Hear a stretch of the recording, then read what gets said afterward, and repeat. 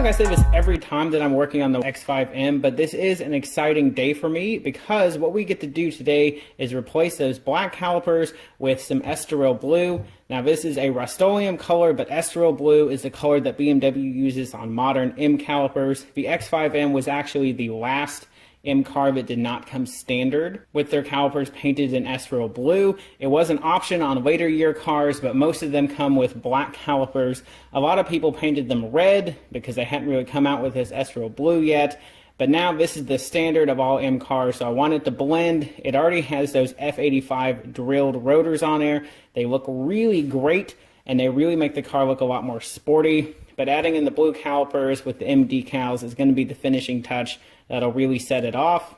Unfortunately, there really isn't a good option for Estoril Blue in a spray that is going to be a high temperature. It seems to be a Brembo internal code. It's not some code you can just go down and purchase from a store. Of course, I can buy Estoril paint, but it's not going to be a high temperature paint. What I'm going to try with this is the same exact paint I put on my E39. This is a Rustoleum metallic blue.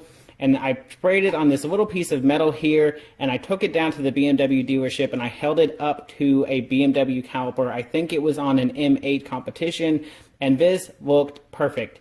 I mean, I held it, I moved it around in all the different lights, because obviously it's a metallic, so the color changes quite a bit depending on the amount of light, and it looked exactly like the BMW caliper. So I feel very comfortable that this is going to be a good color match, especially considering it's not going to be right next to an exact factory caliper. I'm not touching up the paint, although I do think if you could get this, you could use it as a touch-up paint for little chips and nicks. Just spray it into the lid and use a little toothpick just to dab it on there. The only issue is this car is going to see some heavy braking, not a whole lot. We don't really push it that hard. It's mostly just straight line runs with not a whole lot of braking. We just kind of coast back down. We're not going to super high speeds here, and it's only going to see the track maybe once or twice in its entire life just to see what it's like. So I'm not too worried about heat, but this is the same brake paint that I use on my 350Z, and I have not had any issues with those brakes getting hot enough to get rid of this paint. So I'd feel pretty comfortable, but just in case, I'm going to use a high heat primer, and I'm also going to use a high heat clear. It should protect these high heat vinyl decals we've got over here, and it should help protect the paint that's sandwiched between the two of them.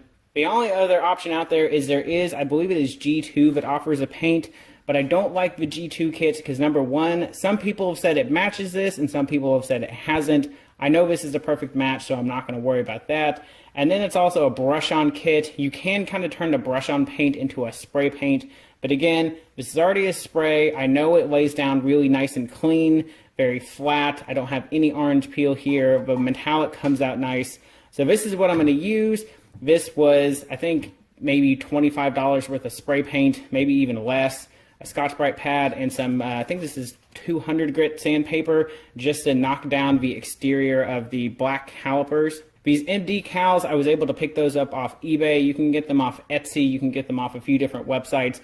The only thing to keep in mind is you're probably not going to get them shipped from the United States. They're going to have to come from somewhere else for copyright reasons, so it is going to take some time. If BMW sold these directly from their store, I'm sure people would buy them, but they don't. So you're going to have to order it from another country if you want to get an M decal like this. I haven't quite decided where we're going to put the decal in the rear. We might do a little small panel that is attached to the caliper clip. There's also a small flat place on the caliper we might be able to put it. I haven't quite decided, but we'll address that when we get there. I am going to be taking the calipers off the car. I'm not going to risk painting it on the car. This car is too nice. So I'm going to go ahead, take all 4 calipers off, paint them in my garage, do everything as properly as I can with good masking, and then put them back on the car. Obviously now is a great time to go ahead and replace brake fluid because we're going to lose some brake fluid when we take the calipers off. I'm going to minimize that as much as possible by using one of these. This is a specific set of hose pliers. So you can crimp it down on the hose to keep the fluid from coming out and then tighten it down so it's not going to come off. Once we've got that done, so I can unbolt the caliper, I've got some clamps here. So what these do is they will clamp onto the end. So this one is designed for a banjo style fitting, so it'll close off both sides. And this one is designed for a fitting where this will go on the inside of the little metal head on the hose and then clamp onto the end. And that'll keep fluid from draining out. You can also slightly depress the brake pedal by a few inches, about 6 inches to a foot. And what that'll do is that'll close off the master cylinder from the reservoir that sits on top of it, and you should limit the amount of fluid that drains out. So using all three of those methods combined, we should limit the amount of fluid we lose, and we should just be able to top it off, give it a baby bleed, and then we'll take it over to a BMW shop and get the ABS module properly bled. So the only tools you're going to need for this, other than the obvious of a torque wrench and some sort of way to take your wheels off, is you're going to need, I'm not sure what the exact name for these are. I think these are reverse torques. That's what I call them. For the front, you're going to need a larger E20 reverse torques, and for the back, you're going to need a slightly smaller E18.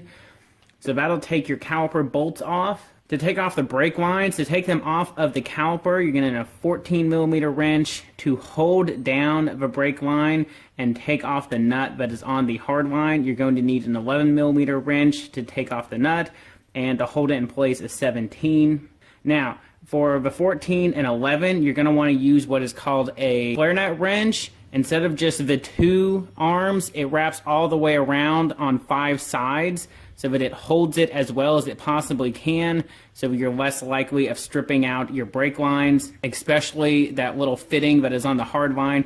If you strip that out, you're going to have to cut the hard line, remove the fitting, put a new one on, and reflare it. It's a huge pain that you do not want to have to deal with. I cannot find my flare nut wrenches. They're around here somewhere, so once I find those, I'll go ahead and be able to get to the brakes. But really, those are only the specialty tools you're going to need to get the calipers off and on the car. Once we get those off, we can go ahead and clean them up and start masking. Well, we've got the calipers off the car. They weren't too bad to get off, but as you can probably see, they are massive. I mean, these rear brakes would be a front brake on a lot of different types of cars, and these front brakes are just huge. They dwarf the 350Z's front brakes. It's just incredible how big they are. And of course, the rotors are just also enormous front and rear. So that's another reason that I really didn't want to go with the G2 kit, is the G2 kit claims it only covers 2 front calipers if they're large like this. So I was going to have to buy 2 full sets to do the whole thing, whereas I think 2 spray cans will do this no problem. So what we're going to do first is we're going to spray these down with brake clean. We're going to get all of this off that we can, clean them as well as we possibly can. And then we're going to start sanding. Once we have everything sanded off with the 300 grit and then the Scotch-Brite, that should give us a good basis to get everything masked off. So I'm going to go ahead and get started on this, and we'll just kind of check in periodically as I work my way through. One thing I wanted to show you was those little blue clips that I use to keep the brake fluid from leaking out while I'm working. So with this little hose clamp right here, so these are hose pliers specifically designed to squeeze down the hoses so they don't leak. So this one is the larger one. I've got the smaller one over on another brake line right now. But what you'll do is you'll clamp down. Imagine this is a brake line. You'll clamp down on it and pull this down tight, and that's going to hold it and keep it from letting any fluid leak out. And then while I've got that on there, I can apply my clamp, which, as you can see, it's holding right here on one side of the head of the brake line, and on the other side we've got this little rubber ball here which is pressed against the hole where the fluid can come out, so it's keeping any fluid from coming out of our brake line, so we lose as little fluid as possible. So saving us some time on bleeding, and it is also saving us some mess because nothing is leaking out of the car. Alright, so I've got the calipers clean. They are not 100% perfect yet. They still have a few dirty spots, but that's not a huge deal right now because we're going to go ahead and sand them. The sanding process will make them dirty again. I was just trying to get as much off as I could with the first pass. We want to make sure they are super clean right before we paint them, but right now we can sand them while they still got a little bit of grime on them. I was able to find my flare nut wrenches, so here is the 11 and here's the 14. So you can see it wraps around on almost 5.5 sides here, so giving you a lot of surface area of contact between the wrench and the fitting that you're trying to undo, so you shouldn't strip it out. So definitely make sure you use those when you're taking these off. And then to disassemble the rear caliper from the bracket, you're going to need I think this is a 7mm hex key. Yes, a 7mm hex key will undo the sliders. So you're going to go ahead and take those off. You can do it on the car or off the car. It doesn't really matter. But you'll need to disassemble them to paint them, so you're going to have this So I'm going to go ahead, sand these down with 300. There's a lot of little intricacies and details. It's going to be kind of difficult to get it perfect. Ideally, you would have these sandblasted and then probably powder coated would be the best possible solution. But this paint right here, I believe it's paint. I don't think it's a powder coat from the factory. You can go ahead and sand this back, just get enough of a grit on there so that the blue can stick to it. We are using a primer, so that's definitely going to help. I highly recommend that. So let's go ahead and get sanding. Well, the brakes have been hit with 300 grit and the Scotch-Brite pad, so they are completely sanded. This has taken me probably, I don't know, 3, maybe 4 hours to get all these to this point. But we have a really good base for all this to attach to. It's been cleaned, it's been sanded. Anywhere where there's little tight nicks and corners that it was hard to get the sandpaper into, that's also a lot of surface area in a small spot that'll help the paint stick. Plus, like I said before, we're using a primer, so I'm not worried about this sticking. These are the actual, I think, third set of brake calipers that I've painted. Never had a problem with adhesion.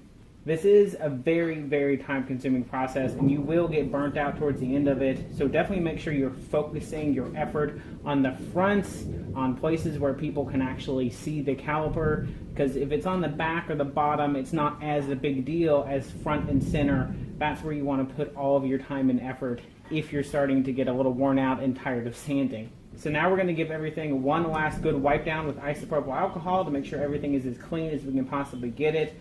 After that, we're going to mask it off with some masking tape. So contact surfaces where like the caliper bolts down to the car, places where fittings and hoses screw into the caliper, things like that, we're going to keep those masked off. Like these threaded holes right here, we're going to keep those masked off. Well, I've got all the calipers completely masked and they're hanging up in my garage. Once everything was hung, I gave it one last wipe down with isopropyl alcohol and then a microfiber cloth just to make sure there was nothing left on them, so they are as clean as I'm going to get them. Like any paint job, most of your work is in the prep work, so I've got probably 5 or 6 hours of prep work in these. However, it's probably only going to take me about an hour to paint them, maybe a little bit more. Now, because I'm painting in my garage, I don't want a whole lot of stuff flying in and getting on these. So I've got the garage over my left shoulder over here. I've got that cracked and I've got a fan in it. And then you can see over here, we've got a fan in this window. So it's going to be blowing a cross breeze through here, but hopefully it'll be a little bit lower to the ground. It'll take all of the particulates with it and all of the fumes,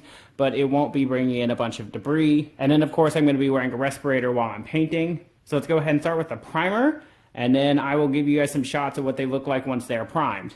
So I am done with the primer coat and the color coat. There are 3 coats of primer on here and 4 coats of color. So I have used up 3 full cans of spray paint. And I have to say, I think they look amazing. But I've let the final color coat dry for an hour before I applied the decals. I didn't want the backing for the sticker that I'm going to apply it with. I didn't want that to leave any sort of mark.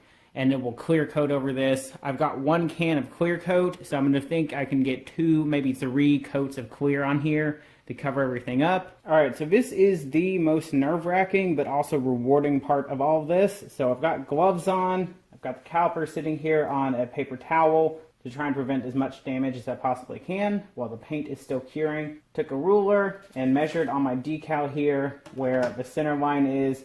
It's slightly cheated towards the M because this is at an angle and this is straight. My center of the 2 points is not actually the center of mass, so to speak, so I cheated it slightly to the right. And then we've got our center line here. You're just going to have to eyeball this because I can't risk putting masking tape on here. It might pull up the finish because this is still curing.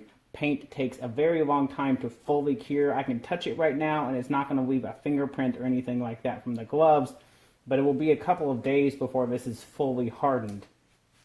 So, I've got the gloves on, like I said. I'm just trying to prevent as much interference with the finish as I possibly can. Now this decal is 4 different pieces. So you've got each color is a different piece. So you're going to have to carefully peel the backing off and you want to make sure you catch every single piece. It's definitely a little bit of a difficult process. It will just depend on who makes your piece, about how easy it will be for it to come off. It also depends on the temperature. So this has been sitting in my garage for a while. But now is not a time to get impatient. So you want to go slow. Don't fight it.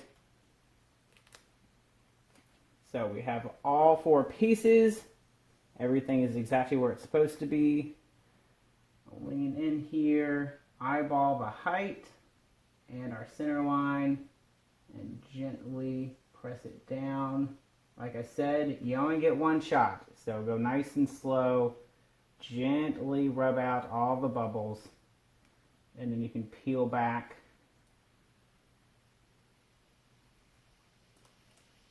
Gently tap it. Now, if you wanted to, you could be done at this point. You could just call it a day. The ones on my 350Z are out like this. So it's a Brembo sticker. Actually, it's a Nissan sticker now. Just on there in black with the yellow coat, no clear coat. But what we're going to do for this is we're going to clear coat over everything so that it is nice and encapsulated. This is a high heat vinyl, but still we're going to put the 2000 degree clear coat on top of it. It'll protect it from the environment and hopefully protect it a little bit more from the heat as well. So we're going to hang this back up, do our clear coat, and then we can unmask. Well guys, the calipers are done and I am thrilled with how they turned out. I think they turned out so well. The match on these is so close, it's uncanny. I have no doubt that anyone would ever notice or look twice at these and think that these were painted at home. So while no, it is not the factory color, it is so close. I'm just so thrilled with this formula. So let's go ahead and get these on the car, get everything back assembled, and I'll show you a shot of what it looks like without the wheel on, and then again with the wheel on. One thing that I want to address is I know that BMW puts the M on the caliper upside down on one side, so the top of the M is always going forward.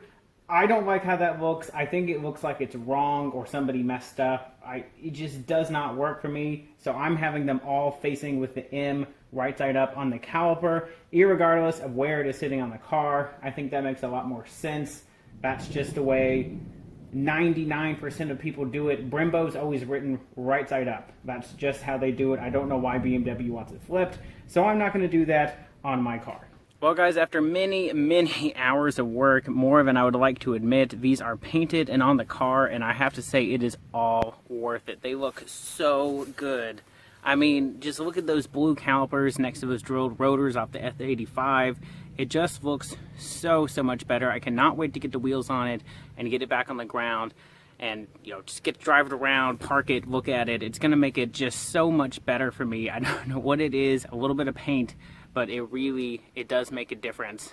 Well guys, here's the final product of all of our work, and I have to say I am thrilled with how they turned out. Now that I've got everything clean, they look so good. I don't think anyone is ever gonna notice these are not factory paint. So of course, if you guys have any questions about the process or where I got the paint or anything like that, or even the stickers, feel free to drop those below. Hit that subscribe button, and I will see you guys next week.